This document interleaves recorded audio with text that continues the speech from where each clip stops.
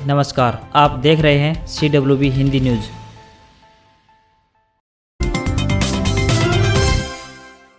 भिवानी के सुई गांव में राष्ट्रपति CM मनोहर लाल बोले, महामहिम ने लगाई 100 प्रेरित आदर्श ग्राम योजना पर मुहर, अब नई ऊर्जा मिलेगी। राष्ट्रपति रामनाथ कोविंद हेलीकॉप्टर से बुधवार सुबह 11:45 पर हरियाणा में भिवानी जिले के आदर्श गांव सुई पहुंचे। राष्ट्रपति 100 प्रेरित आदर्श गांव सुई में तकरीबन 2.5 घंटे रहे। इस दौरान मुख्यमंत्री मनोहर लाल ने राष्ट्रपति रामनाथ कोविंद का हरियाणा में स्वागत करते हुए कहा कि सौभाग्य की बात है कि आदर्श ग्राम योजना पर मुहर लगाने के लिए महामहिम खुद यहाँ आए हैं। इससे हरियाणा के ग्रामीण विकास को नई ऊर्जा मिलेगी। मुख्यमंत्री बुधवार को 100 प्रेरित आदर्श गांव योजना के अंतर्गत विकसित भिवानी के आदर्श गांव सुई के उद्घाटन समारोह पर बोल रहे थे। ब्लड कंपोनेंट सेपरेशन मशीन का हुआ शुभारंभ। 3 साल से लाइसेंस नहीं मिलने पर डिब्बे में पैक रही मशीन अब नागरिक अस्पताल में निकलवाई जा सकेगी प्लेटलेट्स। रेवाड़ी व आसपास के जिलों को राहत देने वाली खबर है। डेंगू से प्रभावित मरीजों के इलाज में कारगर साबित प्लेटलेट्स को निकलवाने के लिए अटेंडेंट को अब प्राइवेट लैब या फिर अस्पताल में जाने की जरूरत नहीं होगी। बुधवार को रेवाड़ी के नागरिक अस्पताल में ब्लड कंपोनेंट सेपरेशन मशीन का शुभारंभ DC यशेंद्र सिंह ने किया। अब यहाँ आसानी से प्लेटलेट्स निकलवाई जा सकती है। किसान मोर्चा और चढ़ोनी में विवाद गहराया। चढ़ोनी ने रद्द की 25 की बॉर्डर यात्रा। संयुक्त किसान मोर्चा की यात्रा में शामिल न होने या होने का फैसला आज हो सकता है। किसान आंदोलन की अगुवाई कर रहे संयुक्त किसान मोर्चा और भारतीय किसान यूनियन भाकियू नेता गुरुनाम सिंह चढ़ोनी के बीच मतभेद गहराते जा रहे हैं। कृषि कानून के खिलाफ चल रहे आंदोलन के 1 साल पूरा होने पर संयुक्त किसान मोर्चा ने 24 नवम्बर को शहीद किसान यात्रा निकालने का ऐलान किया है। यात्रा अम्बाला से दिल्ली बॉर्डर तक निकाली जाएगी। संयुक्त किसान मोर्चा के ऐलान पर नाराजगी जताते हुए भारतीय किसान यूनियन की हरियाणा इकाई के अध्यक्ष गुरुनाम सिंह चढ़ोनी ने 25 नवंबर को बॉर्डर तक प्रस्तावित अपनी यात्रा रद्द कर दी है। साथ ही उन्होंने पंजाब की यूनियनों पर उनके कार्यक्रमों को प्रभावित करने का आरोप भी लगाया है। चढ़ोनी 24 नवंबर की संयुक्त किसान मोर्चा की यात्रा में शामिल होंगे या नहीं, इस पर फैसला गुरुवार यानी आज बैठक में लिया जाएगा।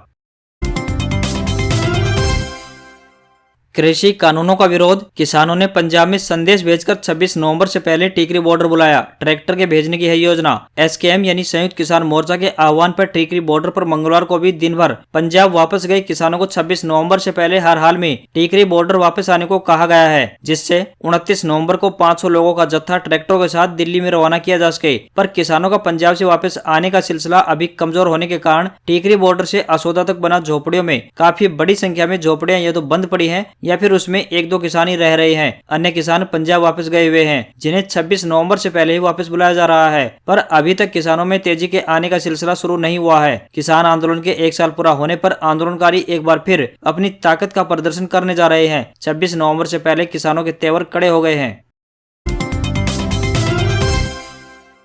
राष्ट्रपति बोले, हरियाणा की बेटियां कर रही हैं कमाल, नीरज जैसे बेटे भी कम नहीं। देश के पहले 100 प्रेरित आदर्श गांव का किया उद्घाटन। राष्ट्रपति रामनाथ कोविंद ने कहा कि बेटियां पढ़ेंगी तो देश आगे बढ़ेगा, हरियाणा भी आगे बढ़ेगा। बेटियों को पढ़ाना है और देश को आगे बढ़ाना है। उन्होंने कहा कि बेटियों को अपने बेटों से कम न आके। आपकी बेटियां 2 परिवारों को जिम्मेदारी निभाती है। शादी के बाद ससुराल जनों की तथा साथ में माँ बाप की भी चिंता करती है। बेटियां जितनी माँ बाप के प्रति संवेदनशील हो जाएंगी उतना कभी बेटे नहीं होते, इसलिए बेटियों को खूब पढ़ाएं। राष्ट्रपति रामनाथ कोविंद बुधवार को भिवानी के गांव सुई में देश के पहले 100 प्रेरित आदर्श गांव का उद्घाटन करने के बाद लोगों को संबोधित कर रहे थे। उन्होंने कहा कि हरियाणा की बेटियां कमाल कर रही हैं, बेटे भी कम नहीं हैं। नीरज चोपड़ा ने ओलंपिक में गोल्ड जीतकर मिसाल कायम की है। उन्होंने कहा कि हॉकी खेल की बात करें तो चाहे उनके देश की टीम हार गई हो, लेकिन इन बच्चियों का जज्बा काबिल तारीफ था। भिवानी में राष्ट्रपति की मौजूदगी में CM मनोहर लाल ने सुई गांव के लिए खोला खजाना। मुख्यमंत्री मनोहर लाल ने भारत के महामहिम राष्ट्रपति रामनाथ कोविंद का हरियाणा की धरती पर स्वागत करते हुए कहा कि ये सौभाग्य की बात है कि आदर्श ग्राम योजना पर मुहर लगाने के लिए खुद राष्ट्रपति हरियाणा आए हैं। इससे हरियाणा के ग्रामीण विकास को नई ऊर्जा मिलेगी। मुख्यमंत्री बुधवार को 100 प्रेरित आदर्श गाँव योजना के अंतर्गत विकसित भिवानी के आदर्श गाँव सुई के उद्घाटन समारोह में बोल रहे थे। इस कार्यक्रम में देश की प्रथम महिला सविता कोविंद, हरियाणा के राज्यपाल बंडारू दत्तात्रेय, हरियाणा के उप मुख्यमंत्री दुष्यंत चौटाला मौजूद रहे। उन्होंने कहा कि स्व प्रेरित आदर्श ग्राम योजना के तहत गांव सुई में झील, पार्क, ऑडिटोरियम, पुस्तकालय, सड़कें, गलियां व राजकीय स्कूल को नया स्वरूप मिला है। उन्होंने कहा कि गांव सुई के मूल निवासी उद्योगपति SK जिंदल ने स्व प्रेरित आदर्श ग्राम योजना के तहत गाँव में अनेक विकास कार्य पूरे करवाए हैं और अन्य समर्थ लोगों के लिए उदाहरण प्रस्तुत किया है। गाँव सुई व आसपास के लोगों में 1 प्रोडक्ट 1 ब्लॉक के तहत 50 एकड़ में छोटे छोटे उद्योगों का एक क्लस्टर बनाया जाएगा, जिससे रोजगार के नए अवसर पैदा होंगे। गाँव में स्पोर्ट्स के प्रति युवाओं की रुचि को देखते हुए स्पोर्ट्स प्रोजेक्ट के लिए संभावनाएं तलाशी जाएंगी। ग्रामीणों की मांग के अनुरूप सुई से दांग तक 5 क्रम के रास्ते पर मार्केटिंग बोर्ड के माध्यम से सड़क बनाई जाएगी।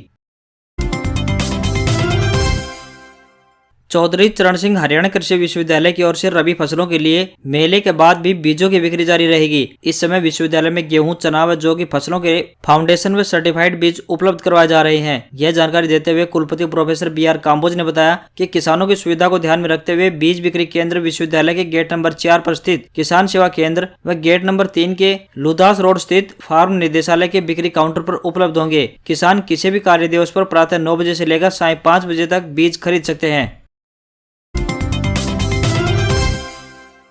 स्कूलों में अध्यापकों की भर्ती करेगी हरियाणा सरकार। अध्यापकों की कमी के सवाल पर हरियाणा की शिक्षा एवं पर्यटन मंत्री कंवरपाल ने बताया कि हरियाणा लोक सेवा आयोग यानी HPSC और हरियाणा कर्मचारी चयन आयोग यानी HSSC को मांग पत्र भेजे गए हैं। रिक्त पदों पर जल्द भर्ती की जाएगी। उन्होंने कहा कि यूनिवर्सिटी की स्वायत्तता खत्म नहीं की गई है। हरियाणा लोक सेवा आयोग को नियुक्तियां करने का अनुभव है, इसलिए प्रोफेसर और अन्य स्टाफ की भर्ती के लिए उसके अनुभवों का लाभ लिया जा रहा है। कुलपति ही सिलेक्शन कमेटी के अध्यक्ष होंगे। उनके अलावा 2 आयोग से 1 सरकारी प्रतिनिधि तथा 1 सदस्य यूनिवर्सिटी से लिया जाएगा।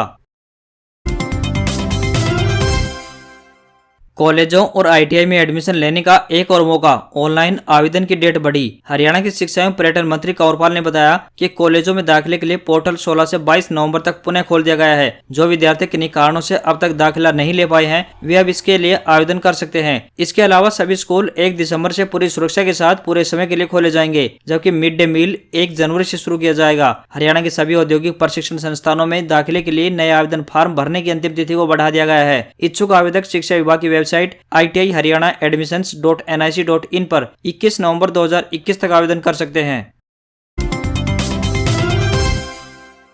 हरियाणा ने स्वच्छता के मामले में एक बार फिर बाजी मारी है। सरकारी प्रवक्ता ने बताया कि हरियाणा को केंद्र सरकार के आवासन और शहरी कार्य मंत्रालय द्वारा स्वच्छ सर्वेक्षण 2021 के तहत हरियाणा को स्टेट अवार्ड देने की घोषणा की गई है। इनके अलावा नगर निगम रोहतक तथा नगर निगम गुरुग्राम को गार्बेज फ्री सिटी का अवार्ड मिलेगा। यही नहीं, नगर निगम गुरुग्राम को सफाई मित्र सुरक्षा चैलेंज के अवार्ड से भी 20 नवंबर 2021 को सम्मानित किया जाएगा। केंद्र सरकार द्वारा प्रदेश के 12 नगर निकायों को ODF++ से प्रमाणित किया गया है। इनमें गुरुग्राम, करनाल, रोहतक, अंबाला, पंचकुला, यमुनानगर, हिसार, नीलाखेड़ी, पानीपत, घरौंडा, रेवाड़ी तथा रादौर शामिल हैं। उन्होंने बताया कि उक्त नगर निकायों के अलावा अन्य 43 नगर निकायों को ODF+ से प्रमाणित किया गया है। प्रवक्ता ने बताया कि स्वच्छ सर्वेक्षण 2020 में भी हरियाणा राज्य ने स्वच्छता के मामले में उत्कृष्ट प्रदर्शन किया था।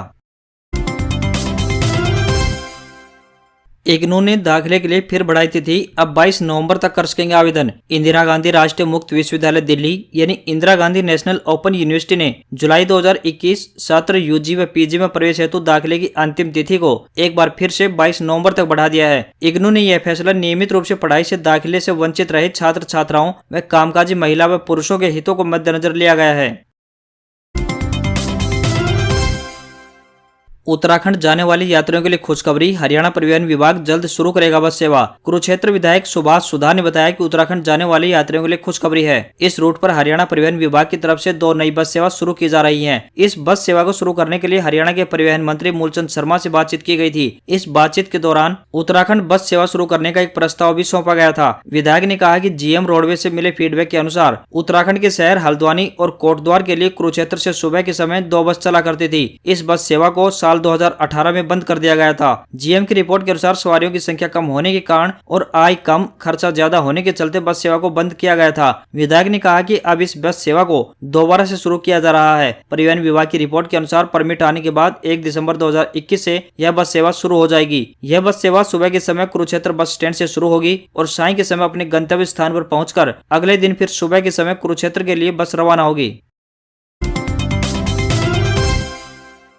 इस समय तापमान में गिरावट का दौर लगातार जारी है। मौसम विभाग ने संभावना जताई है कि नवंबर के अंत तक मौसम में और गिरावट होगी और ठंडक और ज्यादा बढ़ेगी। रात का तापमान 60 डिग्री से भी नीचे जा सकता है। इसके साथ ही रात के समय पड़ने वाली ओस का सिलसिला भी शुरू हो गया है। यह ओस हवा में फैले जहरीले कणों को जमीन पर लाने में सहयोगी साबित होगी, जिससे प्रदूषण के स्तर में धीरे धीरे गिरावट आ जाएगी और मौसम साफ होता चला जाएगा। अभी ऐसा कोई पश्चिमी विक्षोभ सक्रिय होने की संभावना नजर नहीं आ रही है जो हरियाणा, दिल्ली और NCR क्षेत्र को प्रभावित करे। उधर पहाड़ी क्षेत्रों में बर्फबारी की वजह से मैदानी भागों का न्यूनतम तापमान में गिरावट आई है। हरियाणा राज्य में मौसम आमतौर पर 22 नवंबर तक खुश्क बने रहने की संभावना व्यक्त की गई है। हरियाणा एसएससी ने परीक्षा में खाली ओएमआर सीट छोड़ने वालों की लिस्ट की जारी। हरियाणा कर्मचारी चयन आयोग ने परीक्षा में खाली ओएमआर सीट छोड़ने वाले परीक्षार्थियों पर अब बड़ा एक्शन लिया है। हरियाणा एसएससी की तरफ से अब खाली सीट छोड़ने वालों की सूची जारी कर दी गई है। माना जा रहा है कि अब इन लोगों पर एक्शन लिया जा सकता है। हरियाणा कर्मचारी चयन आयोग की विभिन्न भर्तियों की लिखित परीक्षा में ओएमआर सीट यानी उत्तर पुस्तिका खाली छोड़ने वाले अभ्यर्थियों पर कार्रवाई शुरू हो जाएगी। चयन आयोग ने ऐसे 53 अभ्यर्थियों की लिस्ट सोमवार को सार्वजनिक कर दी है। 6 महीनों के दौरान 580 ऐसे अभ्यर्थी मिले हैं जिन्होंने ओएमआर सीट को खाली छोड़ा था। बाकियों की लिस्ट जल्द जारी होगी। पुलिस कांस्टेबल भर्ती की लिखित परीक्षा का पेपर लीक होने के बाद आयोग काफी सख्त हो चुका है। आयोग ने खाली ओएमआर सीट छोड़ने वालों की जो सूची जारी की है उसमें हरियाणा के अलावा पंजाब और राजस्थान के अभ्यर्थी भी हैं। ऐसे में यह मामला हरियाणा के साथ साथ दूसरे राज्यों से भी जुड़ा होने के आसार हैं। चेयरमैन भोपाल सिंह खत्री का कहना है कि ऐसे सभी उम्मीदवारों की लिस्ट सार्वजनिक होगी। उनका कहना है कि ओएमआर सीट खाली छोड़ना सही नहीं है। ऐसे सभी अभ्यर्थी पुलिस जांच के दायरे में आएंगे। संयुक्त किसान मोर्चा में टकराव, गुरनाम चढ़ूनी को बलबीर राजेवाल का जवाब, उनको भी काले झंडे दिखाकर सवाल पूछेंगे, नेताओं जैसा सलूक करेंगे। दिल्ली बॉर्डर पर किसान आंदोलन की अगुवाई कर रहे संयुक्त किसान मोर्चा यानी एसकेएम में टकराव होने लगा है। इसकी बड़ी वजह पंजाब में होने वाले विधानसभा चुनाव बन रहे हैं। गुरनाम चढ़ूनी के राज्य में सक्रिय होता देख पंजाब के किसान संगठनों ने मोर्चा खोल दिया है। बुधवार को किसान नेता बलबीर राजेवाल ने कहा कि चढ़ूनी के साथ भी दूसरे नेताओं की तरह सलूक किया जाएगा। उन्हें भी काले झंडे दिखाकर नेताओं की तरह सवाल पूछे जाएंगे। संयुक्त किसान मोर्चा पहले ही फैसला कर चुका है कि इलेक्शन की घोषणा से पहले जो भी चुनाव रैली करेगा किसान उसका विरोध जारी रखेंगे।